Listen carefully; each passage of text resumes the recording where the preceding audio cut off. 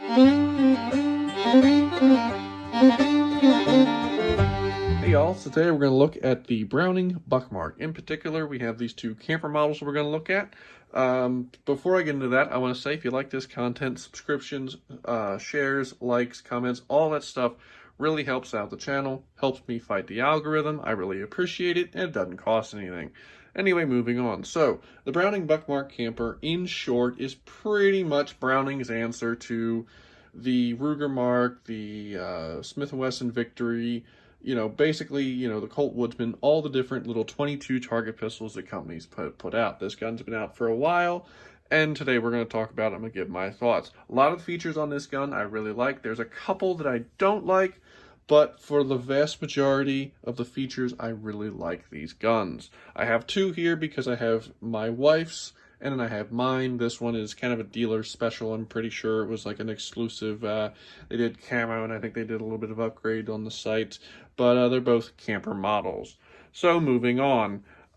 These guns come with pretty much all the campers come with a 5.5-inch bull barrel. It's a nice thick bull barrel, really nice, really good at stabilizing a lot of different ammunitions.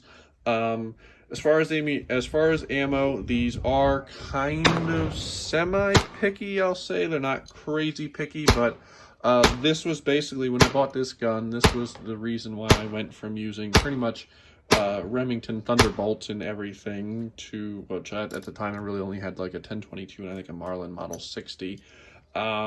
So I went from using the cheap Remington Thunderbolts to I had to go to Federal, and now I've used pretty much almost exclusively the Federal Auto Match, which is what I found to work well in both of these guns without issues. In fact, sometimes better than the CCI.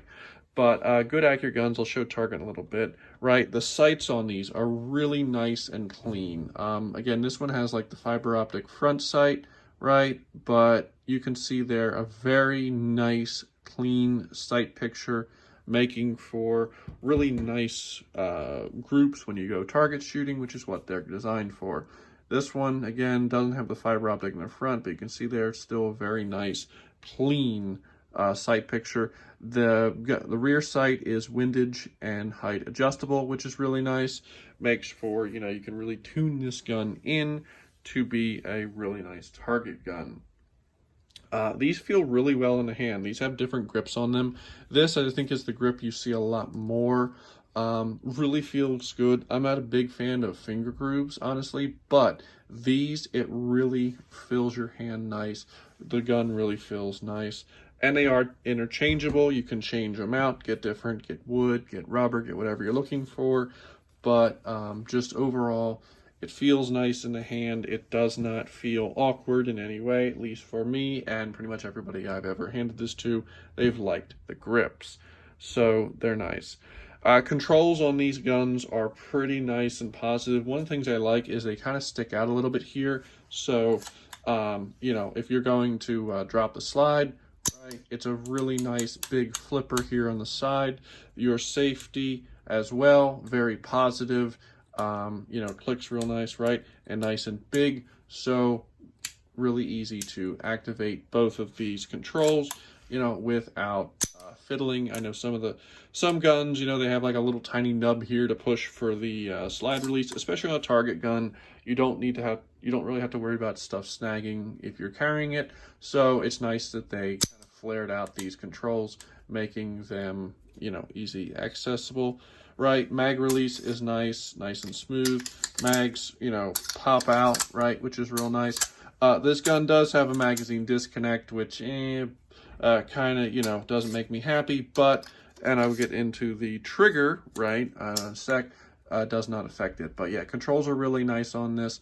The trigger is something I will say, if I had to list like the top features on this gun, the trigger would probably be right there up with the sights. Like 1 and 2 would probably be sights and trigger, which for a target gun is what you want. But the take up on this, I'm not going to dry fire it because it's 22, but the take up on this is minimal. Like you can see there, right? That's your take up, little tiny bit, and it's a very nice, clean, crisp wall, very light trigger. Again, you know, one of the best triggers I have seen in a 22 target gun straight out of the factory. Far exceeds the Ruger Mark IV, which if you watched that review, I was kind of disappointed in the trigger. The trigger in the Browning Buckmark is really nice and clean. And because it's a nice clean trigger, this is about what you do at 10 yards. I was, of course, aiming for the duck here, and after enough rounds, well, the center's kind of gone. But, you know, I can show shooting here. The gun shoots really nice. You know, they're very pleasant to shoot. It's just, overall, they're just a lot of fun. It's definitely something that Browning designed to be something you go out with the range, go out to the range with, you know, a box of bulk ammo and have fun for a few hours.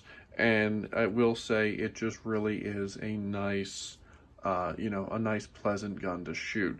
Now, the only negatives I have to say on this, there's two small negatives. One's kind of annoying, the other one is just my personal thing I've noticed, right? So the big negative on the Browning Buckmark is the disassembly. I'm not going to show it because I don't have time to fiddle around and find Allen keys, which is what you need to disassemble this and field strip it. To disassemble and field strip this gun, you have to undo this, this, and then this, and then you can take the top off, your slide off, and then the barrel pops off for disassembly and cleaning. Whenever possible, I pretty much clean it without disassembling it. I'll just run a bore snake down here, right, clean in here as good as best I can, and call it a day, because I'm not a big fan of guns that need tools to disassemble, but that's how they designed it, so that's what you gotta do. The only other real big negative I have on the Browning Buckmark is the edges can be a little sharp. When I first got this, there's a couple sharp edges here, right along this corner, and I noticed that if you're not careful, especially along here, it can kind of nick you a little bit. But, you know, over the years, it has kind of smoothed out a little bit, but in the beginning, they were very sharp edges. I have noticed that with a couple different gun companies, that when you get a gun fresh from the factory, they can be a little sharp, but after, you know, breaks in a little bit and, you know, gets used and stuff, it does kind of, you know, can help that depending upon if the area is getting worn down or not. But yeah, definitely something to look out for. They can have sharp edges. But other than that, really can't say a lot of negative things about the Browning Buckmark. They're really nice. It's a good target gun if you're looking for something like that. Put down below, you know, is it your 22 pistol of choice? Put down below what you think, and have a good day.